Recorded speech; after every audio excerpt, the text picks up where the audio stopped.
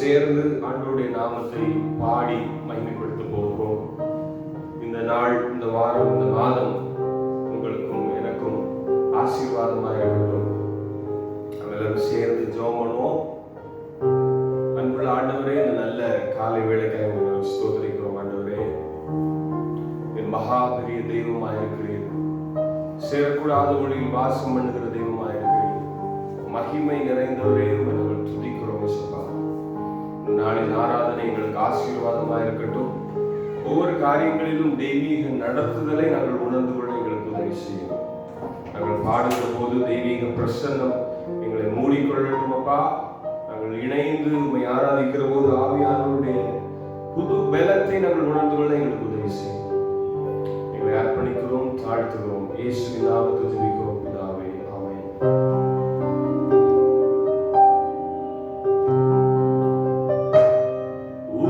Hallelujah, hallelujah.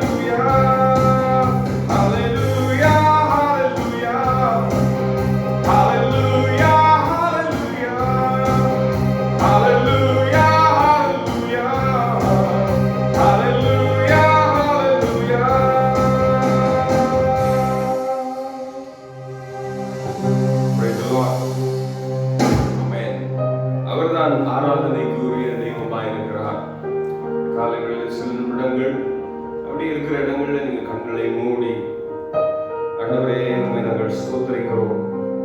உம்மை நாங்கள் பணிந்து கொள்கிறோம் இயேசுவா. உம்முடைய நாமத்தை நோக்கி பார்க்கிறோம் ஆண்டவரே. உம்முடைய நாமம் பலத்த துருகம், நீதிமான் அதற்குள் ஓடி சுகமாயிருப்பான் என்று சொல்லப்பட்ட வார்த்தையின்படி ஆண்டவரே உம்முடைய நாமத்திற்குள்ளே மறைந்து கொள்கிறோம் அப்பா. உம்முடைய நாமத்திற்குள்ளே உம்முடைய செட்டைகளுக்குள்ளே எந்த வியாதியும் எங்களை தொட முடியாது. எந்த பிசாசின் போராட்டங்களும் எங்களை நெருங்க முடியாது என்பதை நாங்கள் விசுவாசிக்கிறோம் அப்பா.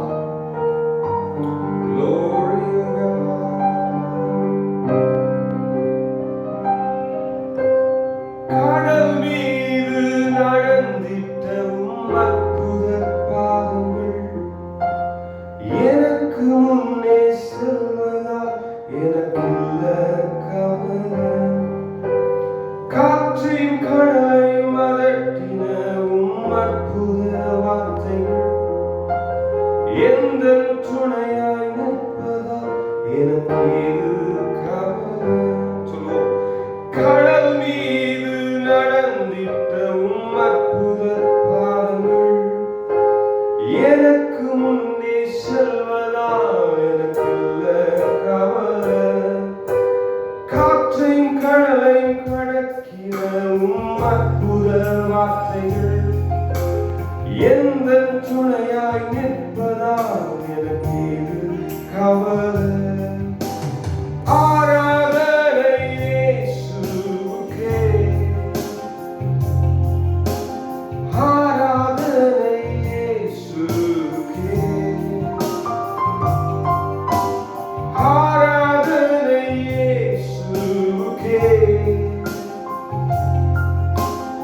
ஆராதனை இயேசுவுக்கே, ஆராதனை ஆராதனை இயேசுவுக்கே, ஆராதனை இயேசுவுக்கே, ஆராதனை இயேசுவுக்கே, ஆராதனை இயேசுவுக்கே. நீர் சொன்னால் போதும் செய்வேன், நீர் காட்டும் வழியில் நடப்பேன், உம் பாதம் ஒன்றே பிடிப்பேன் என் அன்பு இயேசுவே. நீர் சொன்னால் போதும் செய்வேன், நீர் காட்டும் வழியில் நடப்பேன், உம் பாதம் ஒன்றே பிடிப்பேன் என் அன்பு இயேசுவே.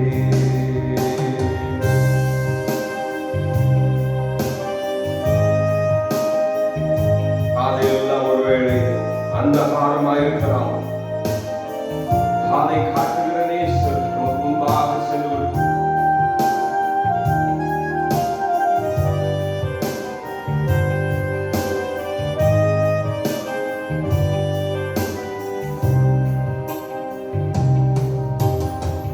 பாதையெல்லாம் அந்தகாரம் சூழ்ந்து கொண்டாலும் பாதை காட்ட நேசருண்டு பயமே இல்லை.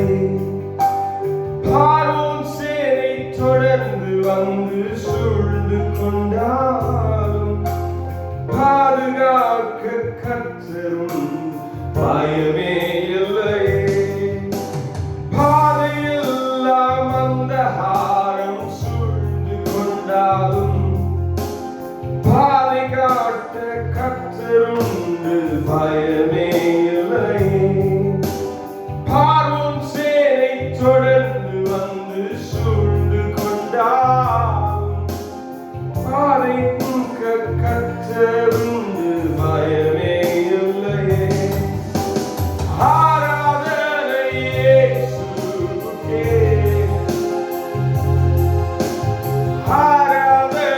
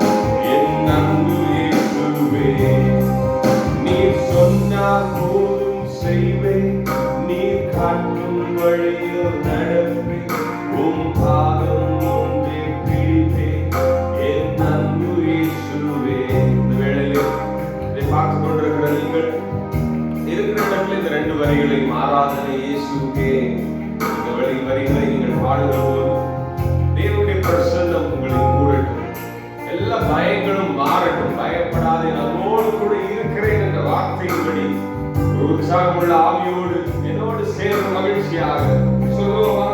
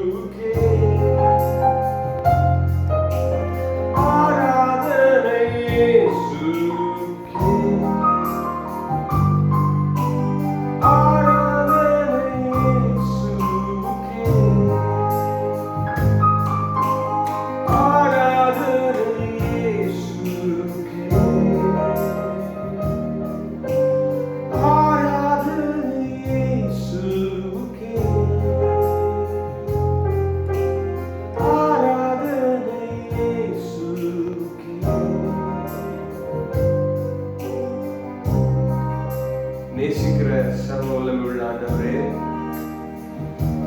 உம்மை நாங்கள் துதிக்கிறோம் அப்பா, உம்மை நாங்கள் மகிமைப்படுத்துகிறோம் ஆண்டவரே.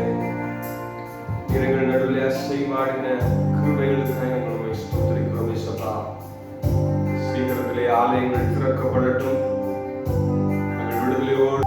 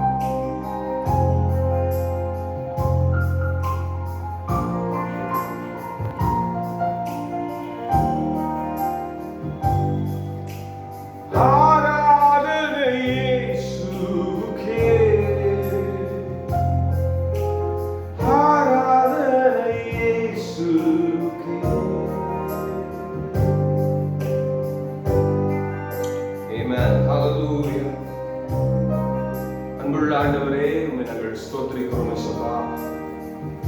நல்லவர் போதுமானவர். எங்கள் நடுவில் நீர் அசைவாடுகிறதற்காக நன்றி ஆண்டவரே. மெல்லிய பிரசன்னம் எங்களை நிரப்புகிறதற்காக நன்றி இயேசுவா. பர்வதங்களை மெழுகு போல் உருக பண்ணுகிற உம்முடைய மகிமையான பிரசன்னத்திற்காக நாங்கள் உம்மை ஸ்தோத்திரிக்கிறோம் ஆண்டவரே. இயேசுவா, இதை பார்த்துக் கொண்டிருக்கிறவர்களை விசேஷமாய் ஆசீர்வதியும் ஆண்டவரே. சீக்கிரத்திலே ஆலயம் திறக்கப்பட்டு நாங்கள் உண்மை ஒருமித்து ஆராதிக்க எங்களுக்கு நீர் உதவி செய்ய மாட்டோம். வியாதியோடு இருக்கிறவர்களுக்கு ஒரு பரிபூர்ண சுகம் உண்டாகட்டும் இயேசுவின் நாமத்தில். பலன் உண்டாகட்டும் இயேசுவின் நாமத்தில். பரிசுத்த ஆவியானவருடைய புது பலன், உன்னதத்தின் பலன் எங்கள் நடுவிலே ஊற்றப்படட்டும் என்று சொல்லி நாங்கள் ஜெபிக்கிறோம். ஆண்டவரே, ஸ்தோத்திரம் ஸ்தோத்திரம் ஸ்தோத்திரம் ஸ்தோத்திரம். உலகம் முழுவதும் இந்த கொரோனாவினால் பாதிக்கப்பட்டவர்களுக்காக நாங்கள் ஜெபிக்கிறோம் ஆண்டவரே.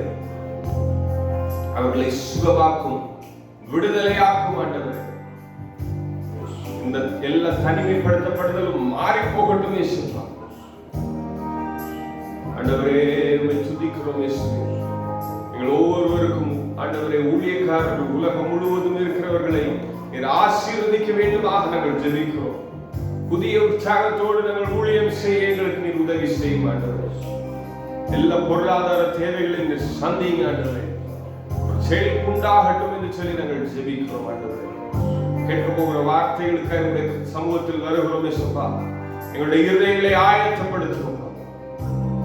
நாங்கள் கேட்டு ஆண்டவரே, நாங்கள் மகிழ்ச்சியாக பலனடைய எங்களுக்கு நீர் உதவி செய்யும். உடைய வார்த்தையினால் எல்லாம் கூடும் என்பதை நாங்கள் அறிந்திருக்கிறோமே. புது பலன் உண்டாக்குகிற வார்த்தை, வாழ்வு தருகிற வார்த்தை கடந்து வரட்டும். எங்களை அர்ப்பணிக்கிறோம். இயேசுவின் நாமத்தில் ஜெபிக்கிறோம் பிதாவே, ஆமென். ஒரு நிமிஷம் அப்படி நின்னுட்டு பேசுங்க. அல்லேலூயா. ஆண்டவர் இயேசுவின் நாமத்திலே அவரை வாழ்த்துகிறேன். ஆண்டவர் இயேசு கிறிஸ்துவை நம்ம இந்த நாளில் ஆராதிக்க கர்த்தர் தந்த பெரிய கிருபைக்காக அவருக்கு நன்றி சொல்கிறேன். பிரியமான யாவரையும் ஆண்டவர் இயேசு நாமத்தில் வாழ்த்துகிறேன்.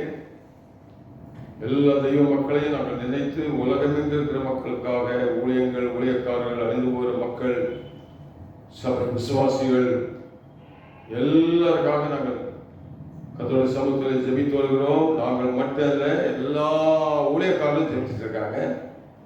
இந்த நாட்கள் ஒரு பெரிய ஜெப ஆவி பரலோகத்தை எட்டி கொண்டிருக்கிறது. கர்த்தருடைய வசனம் நமக்கு ஆறுதலாக இருக்கிறது, பலனாக இருக்கிறது. ஒரு வசனம் வாசிக்கிறேன். ஏசாயா 62 அதிகாரம் 10 வசனம். வாசல்கள் வழியாய் பிரவேசியுங்கள், பிரவேசியுங்கள், ஜனத்துக்கு வழியை செவ்வைப்படுத்துங்கள், பாதையை உயர்த்துங்கள், உயர்த்துங்கள், அதிலுள்ள கற்களை பொறுக்கி போடுங்கள், ஜனங்களுக்காக கொடியை ஏற்றுங்கள். ஆண்டவர் தம்முடைய பிள்ளைகள், தம்முடைய பரிசுத்தவான்களுக்கு ஒரு கட்டளை கொடுக்கிறார். வாசல் வழியாக பிரவேசிங்கள், பிரவேசிங்கள், ஜனத்துக்கு வழியை ஆயில் செவ்வைப்படுத்துங்கள், பாதையை உயர்த்துங்கள், உயர்த்துங்கள், அதிலுள்ள கற்களை பொறுக்கி போடுங்கள், ஜனங்களுக்காக கொடியை ஏற்றுங்கள். ஸ்தோத்திரம். இதிலே வாசல் வழியாய் பிரவேசியுங்கள், பிரவேசியுங்கள் என்று 2 தடவை, பிரவேசியுங்கள் 2 தடவை, ஜனத்துக்கு வழியை செவ்வைப்படுத்துங்கள் என்பது ஒரு தடவை, பாதையை உயர்த்துங்கள் என்பது ஒரு தடவை, 2 தடவை, உயர்த்துங்கள், உயர்த்துங்கள், அதில் உள்ள கற்களை பொறுக்கி போடுங்கள், ஜனங்களுக்காக கொடியை ஏற்றுங்கள். ஆண்டவர் தம்முடைய பிள்ளைகள் கொடுத்திருக்கிற கடமை, பொறுப்பு என்னவென்றால், முதலாவதாக நம்ம கர்த்தருடைய வழியில் நடக்க வேண்டும். வாசல்கள் வழியாக நடக்கணும், வேற வாசல்ல போயிடக்கூடாது. பல விதமான வாசல்கள் இருக்கிறது. மனுஷருக்கு செம்மையாய் தோன்றுகிற வழிகள் உண்டு. அதனுடைய முடிவு மரணம். மரண வாசல்கள் என்று பைபிள் இருக்கிறது. பயங்கரமான தேவையில்லாத வாசல்கள் எல்லாம் திறந்து கிடக்குது. திறந்து கிடக்கிற எல்லா வாசலையும் நம்ம போயிடக்கூடாது. நம்ம பிரவேசிக்க வேண்டிய வாசல்களை கர்த்தர் நமக்கு ஆயத்தம் பண்ணியிருக்கிறார். அந்த வழியாக பிரவேசிக்கலாம். வாசல்கள் வழியாக பிரவேசியாதவன் கள்ளனும் கொள்ளைக்காரனுமாய் இருக்கிறான் என்று சொல்லியிருக்கிறார் ஆண்டவர் இயேசு. ஆகவே நமக்கு ஆண்டவர் ஒரு வாசலை வச்சிருக்கிறாரு. அந்த வாசல் வழியாக நான் போறோம். இன்றைக்கு நான் எல்லா வார்த்தைகளையும் சொல்லுங்க, 10 வசனத்தில் சொல்லப்பட்ட எல்லா வார்த்தைகளையும் நான் சொல்லாம வாசல்கள் என்பதை மட்டும் நான் சுருக்கமாக சொல்கிறேன். நமக்கு ஆண்டவர் கொடுக்கிற முதல் கட்டளை, வாசல்கள் வழியாய் பிரவேசிங்கள். தெய்வ மக்களே, ஏதேன் தோட்டத்தினுடைய வாசலை தேவன் அடைத்தார். பாவத்தினால், மக்களுடைய பாவம் அந்த அருமையான தோட்டத்தில் இருந்து அருமையாக கதிபுசித்து 4 நதிகள் ஓடுகிற தண்ணீரை குடித்து நல்லா சந்தோஷமாக இருக்க வேண்டிய மனிதன் அந்த ஏதேன் தோட்டத்திலிருந்து விரட்டப்பட்டார், துரத்தப்பட்டார். துரத்தப்பட்ட மனிதன் மறுபடியும் அவன் உள்ளே பிரவேசித்து விடக்கூடாது என்பதற்காக ஆண்டவர் ஒரு சுடரொளி பட்டயத்தை, வீசிக்கொண்டிருக்கிற சுடரொளி பட்டயத்தை வைத்தார். அந்த வழியாக யாராவது உள்ள பிரவேசிக்க நினைத்தால் அது வெட்டி போடும், வெட்டி போடும். ஆகவே மறுபடியும் மனிதன் அதற்குள்ளே பிரவேசிக்க முடியாமல் போய்விட்டது. அலைந்து திரிந்து நெத்தி வேர்வை சிந்தி பாடுபட்டு ஆகாரம் புசிக்க வேண்டிய சூழ்நிலை வந்தது. அப்படிப்பட்ட மக்களுக்கு ஆண்டவர் மறுபடியும் உணர்த்தினார். நீங்க எந்த வாசல் இல்லாம போறீங்க, அப்படி எல்லாம் போகக்கூடாது, நீங்கள் திரும்ப வர வேண்டிய ஒரு வாசல் இருக்கிறது என்பதாக கர்த்தர் உணர்த்தி கொண்டே வந்தார். நோவாவின் மூலம் கர்த்தர் பேசினார். ஒரு பேழை உண்டாக்குன்னு சொன்னார். அதுக்கு நிறைய வாசல் கிடையாது, ஒரே வாசல் தான். அந்த வாசல் வழியா உள்ள வாங்கன்னு கூப்பிட்டு பார்த்தாங்க, அதை வரல. அந்த வாசல் அடைக்கப்பட்டது. பயங்கரமான ஆபத்து பாவத்திலே மக்கள் எல்லாரும் அழிந்து போனார்கள். இதே போல இந்த உலகத்திலே கர்த்தருடைய பிள்ளைகளே இப்போ வாழ்கிற நம்மையும் ஆண்டவர் அழைத்துக் கொண்டிருக்கிறார். வாருங்கள், என் வாசல் வழியாக உள்ள வாங்க. வாசல் எது தெரியல மக்களுக்கு, எது உண்மை எது பொய்ன்னு தெரியல. ஒவ்வொரு விதமாக பல வாசல்களை உலகத்தில் சொல்லிக் கொண்டு வருகிறார்கள். மக்கள் எந்த வாசல் சொன்னாலும் உள்ள போலாமான்னு பார்க்கிறாங்க.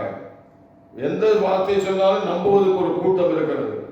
நாம் எதையும் நம்பி ஏமாந்து போகக்கூடாது. சரியான வழியை கண்டுபிடிக்கணும். எரேமியா தீர்க்கதரிசியின் புத்தகத்தில் சொல்லப்பட்டிருக்கிறது, வழிகளிலே நின்று பூர்வ பாதை எவை என்று கேட்டு விசாரித்து நல்ல வழி எது என்று பார்த்து அதிலே நடவுங்கள், அப்போ உங்கள் ஆத்துமாக்களை இளைப்பாறு கிடைக்கும் என்று சொல்கிறார். கர்த்தருடைய பிள்ளைகளே, அப்படிப்பட்ட ஒரு எச்சரிப்பின் சத்தத்தை நம்ம கவனமாக வைத்துக் கொண்டு எது வாசல் என்று கண்டு அதில் பிரவேசிக்க வேண்டும். எது வாசல், யார் வாசல் என்று நான் அவருடைய வேத புத்தகத்தில் சொல்ல விரும்புகிறேன்.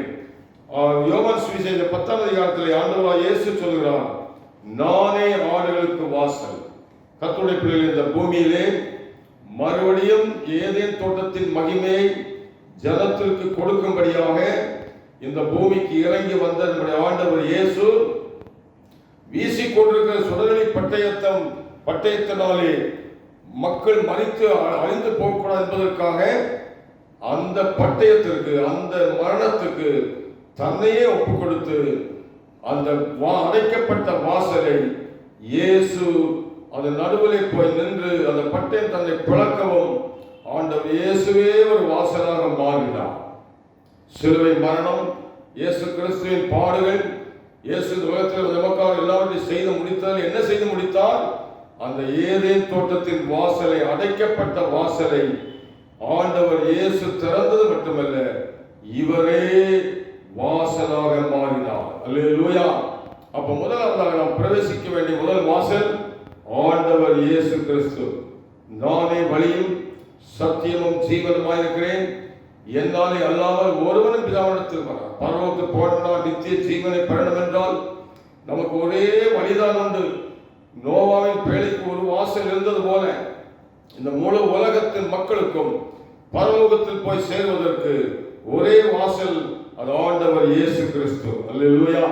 கர்த்தருடைய பிள்ளைகளே, அது மட்டுமல்ல, ஆண்டவராக இயேசு கிறிஸ்து ஆகிய வாசலை விட்டு வேற வாசல்களை தேடி உலக மக்கள் போயிட்டே இருக்கிறாங்க.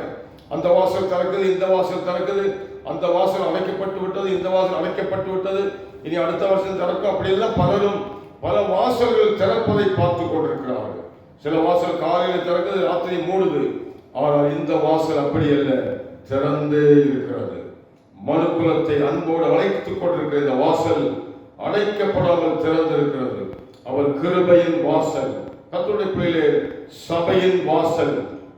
அப்போ சங்கீதக்காரனாய் தாவீது சொல்லும்போது, 1000 நாட்களை பார்க்கிலும் அவருடைய பிரகாரங்களில் செல்லும் ஒரே நாள் நல்லது, ஆகானிய கூடாரங்களில் வாசமாயிருப்பதை பார்க்கிலும் என் தேவனுடைய ஆலயத்தின் வாசற்படியில் காத்திருப்பதை தெரிந்து கொள்வேன் என்று சொல்கிறார். முதலாவதாக ஆண்டவர் இயேசு நமக்கு ஒரு வாசல், அந்த வழியாக நாம் பிரவேசிக்க வேண்டும். இரண்டாவது அவருடைய ஆலயம், அவருடைய சபை, கர்த்தருடைய பிள்ளைகளே, நமக்கு ஒரு வாசல். நாம் ரட்சிக்கப்படுவதற்கு, போஷிக்கப்படுவதற்கு, பலப்படுவதற்கு, வளருவதற்கு, தைரியப்படுவதற்கு, கர்த்தருக்குள் நிலைத்திருப்பதற்கு, ஆறுதல் அடைவதற்கு, ஆராதனை செய்வதற்கு கர்த்தர் நமக்கு ஒரு இடத்தை வைத்திருக்கிறார். அது கர்த்தருடைய ஆலயமாகிய வாசல், சபையாகிய வாசல்.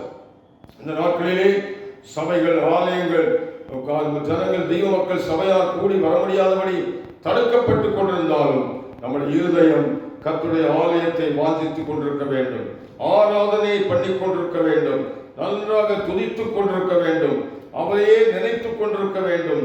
கர்த்தருடைய பிள்ளைகளை அப்படி நினைத்துக் கொண்டிருப்போம். ஆனால் நம்முடைய இருதயம், நம்முடைய ஆத்துமா அந்த வாசலுக்குள் இருக்கிறது. ஆகவே சபை கூடுதலை விட்டுவிடக்கூடாது, சபையை மறந்துவிடக்கூடாது, ஊழியக்காரர்களை மறந்துவிடக்கூடாது, நாம் இருக்கிற ஐக்கியத்தை மறந்துவிடக்கூடாது. தெய்வ மக்களை நாம் ஒருமித்து கர்த்தரை ஆராதிப்பதற்கு அந்த 1000 நாளை விட அவருடைய சமூகத்தில் செல்கிற ஒரே நாள் நல்லது என்று சொன்ன ஆலயத்தின் வாசலை நாம் வாஞ்சித்து காத்திருக்க வேண்டும். தேவாலயத்துக்கு போவோம் என்று சொன்னபோது நான் மிகுந்த மனமகிழ்ச்சியாக இருந்தேன் என்று சொன்னது போல நாம் எப்போது கர்த்தருடைய ஆலயத்தை நினைத்துக் கொண்டிருக்க வேண்டும். கர்த்தருடைய சபையை நினைத்துக் கொண்டிருக்க வேண்டும். கர்த்தருடைய சபையை கூடுதலை நினைத்துக் கொண்டு ஆராய்த்துக் கொண்டிருக்க வேண்டும். அப்படி செய்கிற பொழுது தெய்வ மக்களே, உங்களுக்கு நித்திய ஜீவ ஆசீர்வாதங்கள் உங்கள் மேல் வந்து இறங்கும். பேதுருவும் யோவானும் ஜெபிக்கும்படி போனார்கள். அங்கே தேவாலயத்திலே ஒரு வாசலுக்கு பேர் போட்டிருந்தது அலங்கார வாசல். கர்த்தருடைய பிள்ளைகள், அலங்காரமான ஒரு வாசல். பல வாசல்கள், அலங்கோலமான வாசல்கள், அபாயமான வாசல்கள், அழிந்து போகிற வாசல்கள், கெட்டு போகிற வாசல்கள், இப்படி எல்லாம் பல வாசல்களுக்கு மக்கள் கூட்டம் கூட்டமாய் போய் கொண்டிருக்கிறார்கள். அப்படிப்பட்ட கூட்டம் கூட்டமாக அந்த வாசல்களுக்கு போகாம அலங்கார வாசலுக்குள்ளே நாம் பிரவேசிக்க வேண்டும்.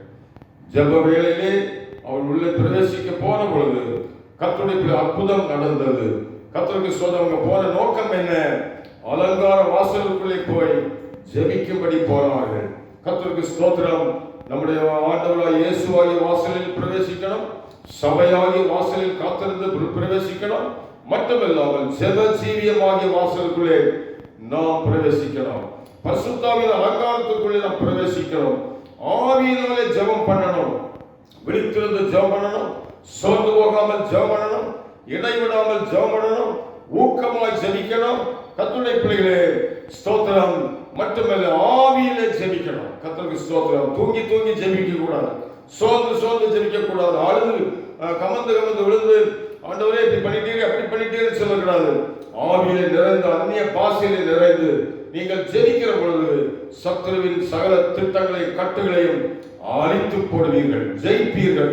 சத்துரு பயத்தின் ஆவி உங்களை விட்டு ஓடி போகும், வெற்றி உண்டாகும், ஜெயம் உண்டாகும், ஆசீர்வாதம் உண்டாகும். அல்லேலூயா.